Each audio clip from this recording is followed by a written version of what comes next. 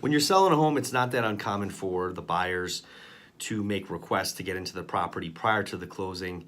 For example, they might want to get in to do some painting prior to the closing if the house is vacant.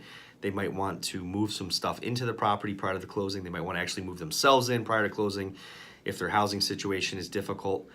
But as the seller, you should absolutely 100% say no to all those requests. The reason is simple.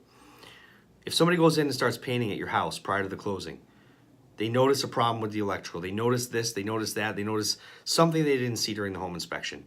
All of a sudden, they're coming to the seller and saying they want these things fixed, and they can threaten to not close if you don't fix the stuff, even though technically, their home inspection period is over. It creates a big mess. The other worst case scenario is people move stuff in or they move themselves in prior to actually closing on the property. And if you don't close for any reason, you have to evict the people from the house. That process could take months, and they lose all incentive to try to close the deal.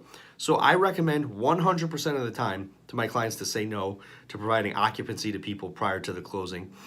If somebody wants to get in to do some measurements or something small, maybe get in and show their parents, fine, no big deal.